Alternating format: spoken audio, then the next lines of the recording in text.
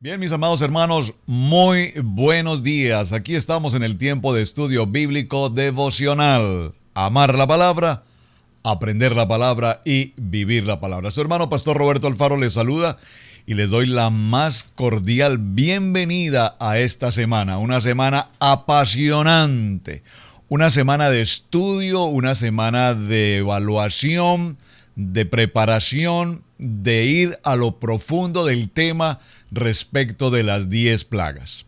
Un saludo cordial para todos ustedes quienes nos acompañan a través de radiogenesis.tv, para mis hermanos en Suecia, Estocolmo, a través de Vivo para Cristo TV, y recuerden visitarnos a través del YouTube en Radio Génesis 128. Allí están todos los videos, cada uno de los devocionales en orden de cada día, así es que allí puede tener acceso a todos ellos. Muy bien.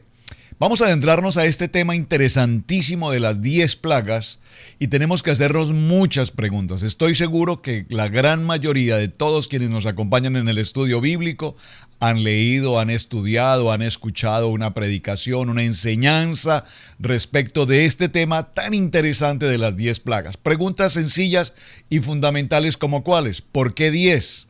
¿Por qué particularmente 10? ¿Por qué no fueron 8? ¿Por qué no fueron 12? ¿O por qué 3 o 2? ¿Por qué 10? El número 10 aquí evidentemente tipifica algo muy importante, pero muy importante. Recordemos que el 10 a lo largo de los estudios bíblicos siempre nos representará algo fundamental. Por ejemplo, de Noé a Abraham transcurrieron 10 generaciones, muy importante el 10. Y veremos que hay 10 coronas de victoria, hay 10 coronas, importantísimo. Y en general el 10, incluso tenemos 10 dedos, ¿verdad? Qué interesante. Pero más que el detalle del 10, es importante tener presente que el número 10 significa dar. El número 10 significa dar. Dígalo conmigo, 10 significa dar. Por lo tanto, esta representación del 10 en respecto a las plagas, que es nuestro tema, significa dar. Y aquí usted me dirá, ¿pero dar en qué sentido? ¿Dar para bien o dar para mal? Por supuesto, nosotros podemos dar muchas veces para bien o podemos incluso dar para mal. Un ejemplo de cómo podríamos dar para mal. A ver, ¿qué se nos ocurre? Por ejemplo, si una persona entrega a un niño un arma inapropiada, una navaja o cualquier tipo de armamento de alguna manera, y el niño que lo recibe lo utiliza inapropiadamente, y no necesariamente un niño, un joven, un adulto recibe un arma y esa arma posteriormente la utiliza para causarle la muerte a alguien, pero la consecuencia fue una muerte, de tal manera que dimos posiblemente en este caso para mal. Y podríamos utilizar muchos ejemplos, pero lo que quiero básicamente significar es que el número 10 significa dar. Ahora, quiero agradecer de manera muy especial, pero muy especial, en verdad con mi corazón, a cada uno de ustedes, amigos, hermanos, que me han contestado la tarea. Estos últimos 4 puntos que dejamos la semana anterior, muy importantes para que nos adentremos al tema. Y quienes se tomaron el tiempo de escribir, mostrarme en sus videos, sus fotografías, sus cuadernos, sus libros, sus anotaciones, sus textos bíblicos, todo, pues primero me honran, por supuesto me honran, toda la gloria para nuestro Padre Celestial, pero segundo me muestra cuán grande es su interés personal por prepararse, por capacitarse y por subir de nivel. Algo muy interesante, si nosotros observamos en la Biblia la experiencia de Yeshua, el Mesías, nos daremos cuenta que más que predicar, lo que él realmente hizo fue enseñar. Por eso la labor de enseñanza es tan importante. ¿Y cuándo es importante la enseñanza? Cuando disponemos nuestro corazón para aprender. De allí entonces la importancia de una de las preguntas en la tarea. El libre albedrío.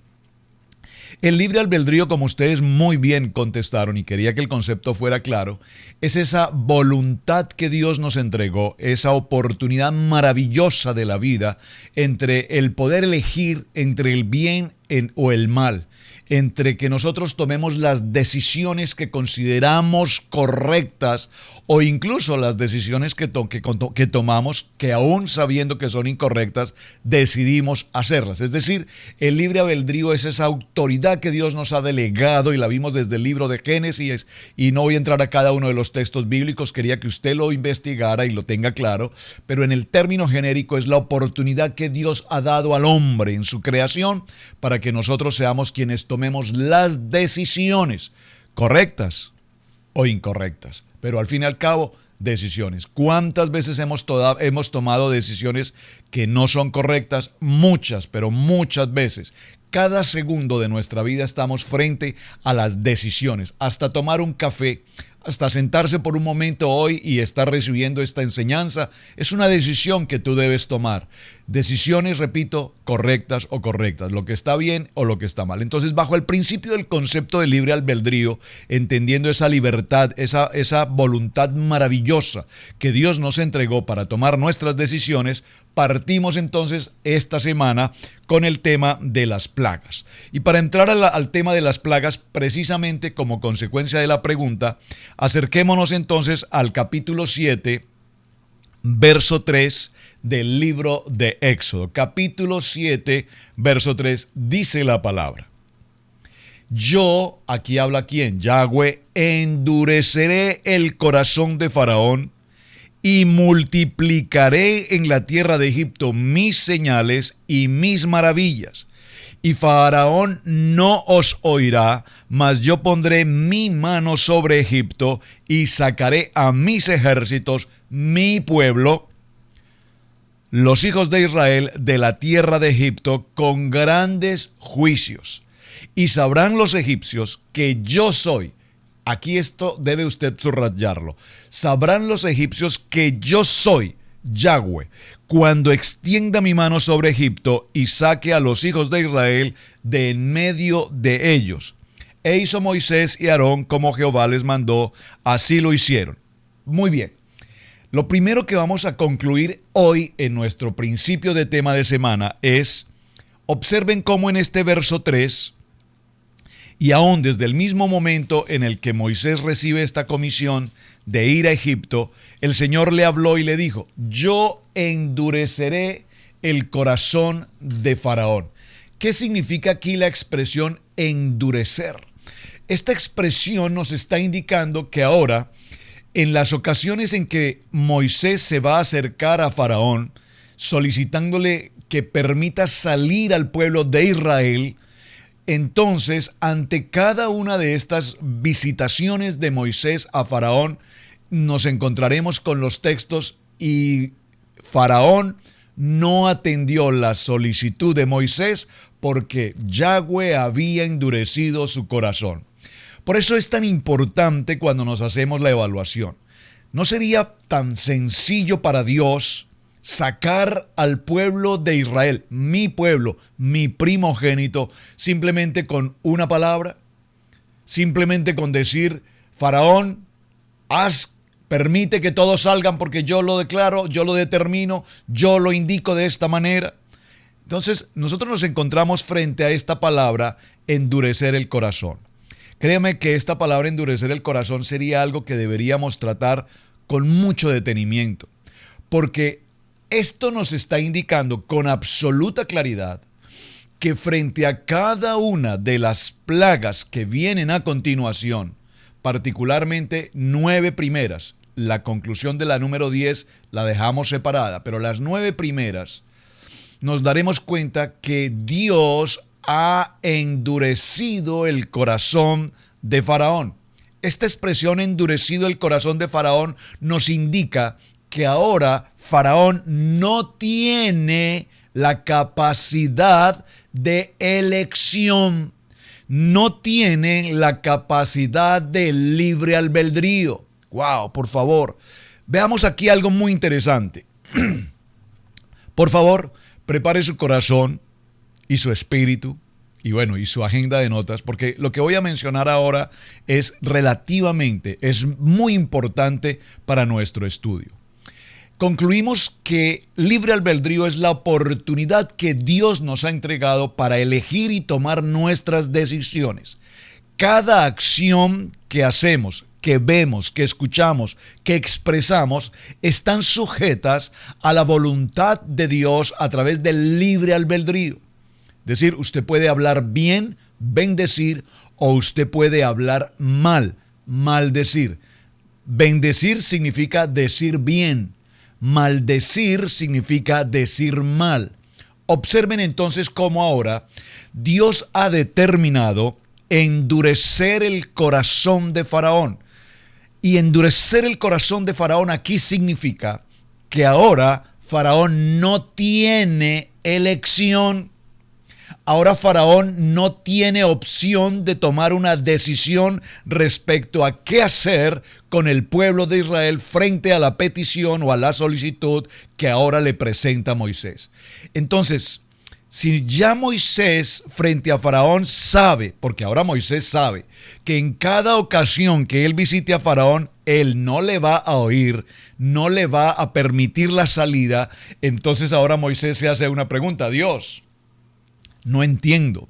Tú me envías con una misión y es sacar a este pueblo de la esclavitud, pero ahora me dices que has endurecido el corazón de Faraón. ¿Qué sentido tiene que yo vaya durante 10 ocasiones, durante 9 ocasiones básicamente, y determine a Faraón lo que va a pasar si ya tú decidiste y tomaste acción sobre él para que él no tenga elección? Esto nos lleva a una gran conclusión. ¿Cuál es? Dios Todopoderoso, omnisciente, omnipotente, omnipresente, toma el corazón de cada uno de nosotros y puede incluso retirarnos esa facultad maravillosa de elegir. Y lo estamos viendo, por favor, lo estoy hablando con respecto a lo que estoy leyendo en Éxodo capítulo 7, verso 3. Cuando vayas a donde Faraón, yo, dice Jehová, endureceré el corazón de Faraón, por lo tanto él no tendrá elección, no te escuchará y no permitirá que mi pueblo salga. Perdónenme que camine en círculos respecto a este tema, porque es extraordinariamente importante que lo tengamos claro, tan cristalino y puro como el agua, porque de lo contrario no podemos avanzar. Por eso les insistí tanto en la respuesta de su tarea y repito, gracias para quienes contestaron excelentemente bien. Pero ya tenemos claro el concepto de libre albedrío. Ahora entendamos qué está pasando con Faraón en esta situación. Y vemos entonces cómo ya sabemos que ahora Moisés tiene o ha sido otorgado a Moisés 3 señales. ¿Cuáles son? La vara, número 1. Número 2, su mano.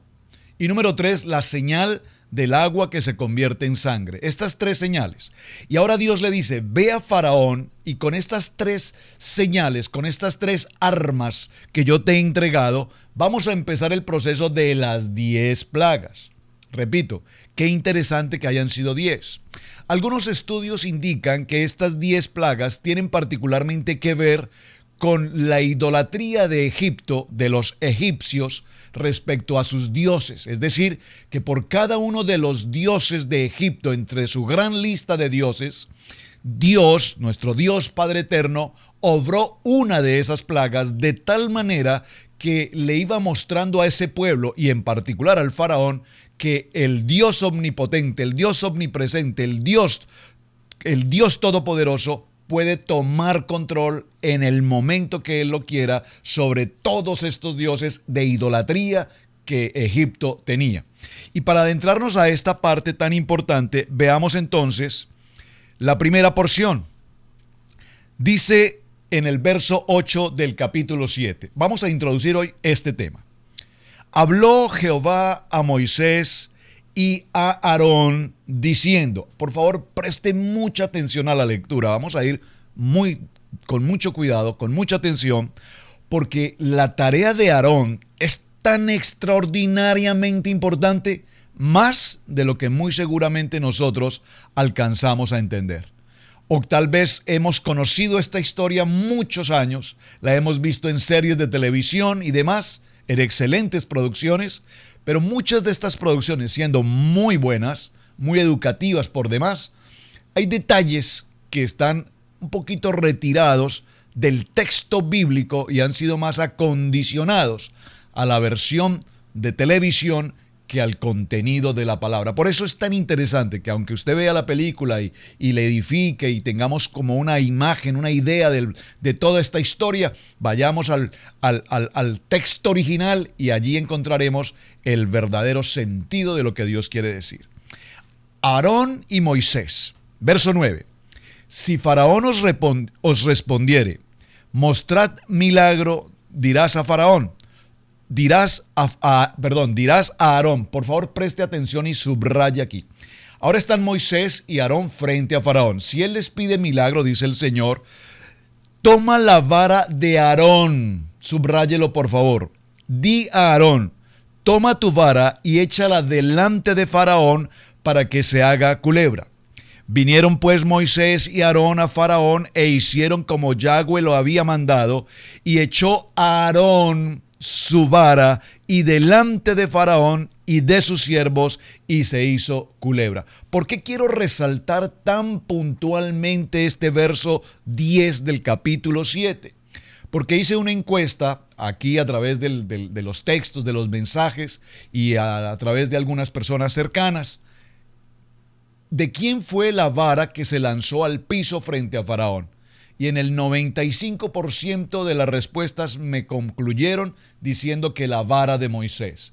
Por eso, repito, quiero que tengamos claridad con respecto a los textos para que veamos que la Biblia no nos dice que la vara de Moisés. Lo leo nuevamente. Vinieron pues Moisés y Aarón a Faraón e hicieron como Yahweh lo había mandado. Y echó, subráyelo, y echó Aarón su vara delante de Faraón y de sus siervos, y se hizo culebra. ¿La vara de quién? La vara de Aarón, no la vara de Moisés. ¿Por qué es tan importante este texto? Porque evidentemente la Biblia nos menciona que ningún hombre tan grande sobre la faz de la tierra como Moisés. Pero noten cómo mientras Moisés estuvo frente a una llama ardiente en el Sinaí, en el monte Horeb, veamos cómo también Dios habló oportunamente con Aarón. Y prácticamente la autoridad que Dios delegó a Moisés, ahora nos damos cuenta que también le fue delegada a su hermano Aarón. Recordemos que Dios le dijo a Moisés, colocaré a tu hermano Aarón, irá contigo, él hablará por ti, tú serás para él como un Dios. Y ya aclaramos ese concepto de Dios aquí, Elohim, es decir, como juez, como autoridad, como líder, de tal manera que todo cuanto tú hables, Aarón lo transmitirá. Todo cuanto tú digas, Aarón lo va a hacer. Pero vemos cómo también la labor importante y fundamental, el respaldo de Dios también a través de la vida de Aarón, y esto quiero que lo resaltemos.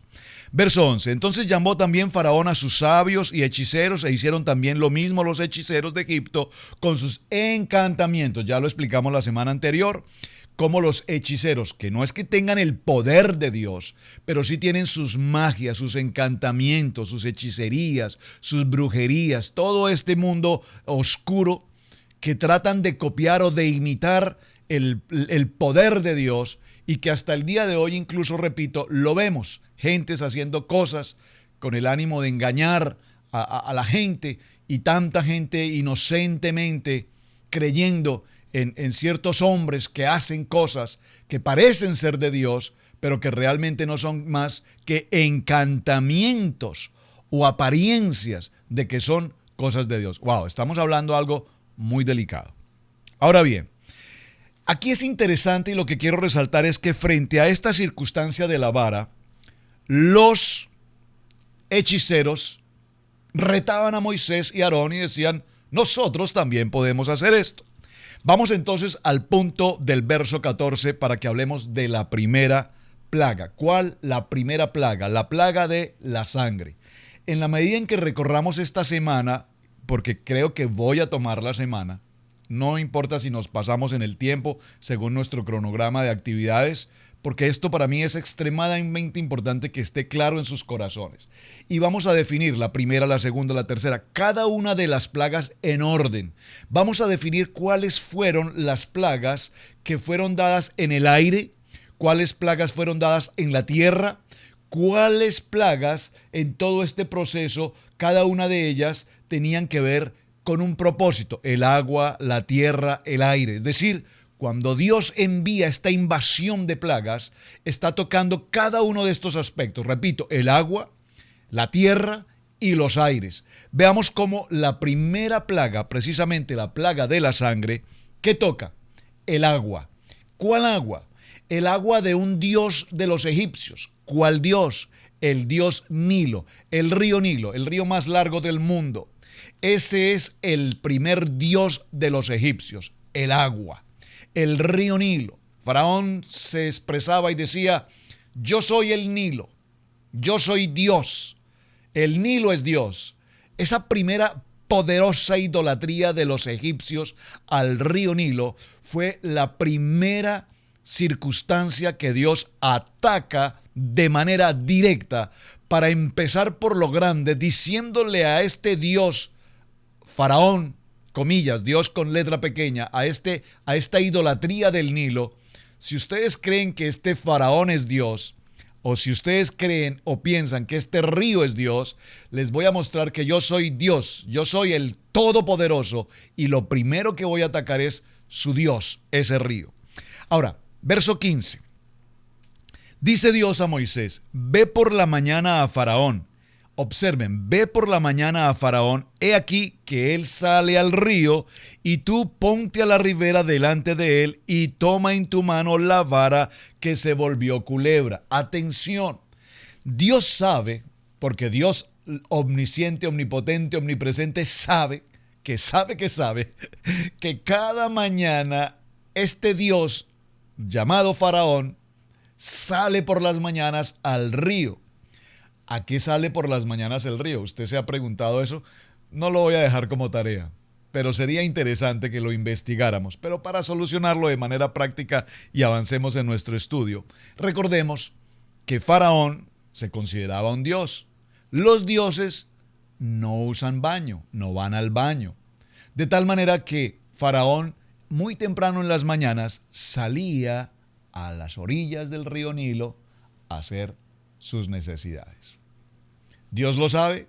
Pues Dios lo sabe y le dice: Moisés, ve por la mañana a Faraón, he aquí que él sale al río cada mañana, y ponte a la ribera delante de él, y toma en tu mano la vara que se volvió culebra. Y dijo Jehová, el Dios de los hebreos, y dile, Jehová, Yahweh, el Dios de los hebreos, me ha enviado a ti diciendo: deja ir a mi pueblo para que me sirva en el desierto. Y he aquí que hasta ahora no has querido oír. Recordemos que su corazón ha sido endurecido. ¿Por quién? Por Dios. Así ha dicho Yahweh: en esto conoceréis que yo soy Yahweh. He aquí, yo golpearé con la vara que tengo en mi mano el agua que está en el río, y se convertirá en sangre. Y los peces que hay en el río morirán, y hederá el río, y los egipcios tendrán asco de beber el agua del río. Y Yahweh dijo a Moisés: di a Aarón, por favor subráyelo, veamos esta segunda circunstancia. Dios le dice a Moisés: dile a Aarón, toma tu vara y extiende tu mano sobre las aguas de Egipto, sobre los ríos, sobre sus arroyos y sobre sus estanques y sobre todos sus depósitos de aguas, para que se conviertan en sangre y haya sangre por toda la región de Egipto, así en los vasos de madera como en los vasos de piedra. Y Moisés y Aarón hicieron como Yahweh lo mandó, y alzando la vara golpeó las aguas que había en el río en presencia de Faraón y de sus siervos, y todas las aguas que habían en el río se convirtieron en sangre. Así los peces que habían en el río murieron, y el río se corrompió tanto que los egipcios no podían beber de él, y hubo sangre por toda la tierra de Egipto. Y los hechiceros de Egipto hicieron lo mismo con sus encantamientos, y el corazón de Faraón se endureció y no los escuchó como Yahweh lo había dicho. Faraón se volvió y se fue a su casa y no le dio atención tampoco a esto. En todo Egipto hicieron pozos alrededor del río para beber, porque no podían beber de las aguas del río. Se cumplieron 7 días después de que Yahweh hirió al río. Interesante aquí. ¿Cuál fue la vara que tocó el agua? Por favor, léalo, subráyelo. La vara de Aarón. La vara de Aarón. ¿Explicación a esto? ¿Por qué la vara de Aarón? Bueno, una explicación muy sencilla. ¿Por qué no la vara de Moisés fue la que tocó el agua? Porque recordemos que si Moisés tocase con su vara el agua y la marcara, la usara en este momento para que se convirtiera en sangre, recordemos que Moisés, ¿qué significa Moshe? El nombre de Moisés significa salvado de las aguas. Dios no permitió que fuese Moisés precisamente quien tomara esa acción con el agua, porque de esa agua, de ese mismo río, el río Nilo, precisamente Moisés había sido sacado, salvado de aquel lugar. Por lo tanto, quien tocó con el agua, con la vara, esa agua del río Nilo fue Aarón. ¡Qué interesante! Muy interesante, muy interesante, muy interesante. Recordemos, y tal vez lo pasé por alto al mencionarlo también, cuando la vara se convierte en serpiente y los hechiceros hicieron lo mismo o copiaron lo mismo y tienen la forma de que aparezcan las serpientes, recordemos que la serpiente de la vara de Aarón se devoró a las serpientes de las varas de los hechiceros. Esto para mostrarnos que ninguna hechicería, que ninguna acción de los brujos, de los hechiceros, tiene ningún poder sobre la autoridad de Dios. Por favor, téngalo presente con absoluta claridad en su corazón. Lastimosamente venimos de una cultura hispano-latinoamericana en la que nuestros antepasados seguramente de una o de otra forma practicaron todo tipo de brujerías, hechicerías. Usted va a decir, bueno, no, mis antepasados no. No se nos olvide de dónde venimos.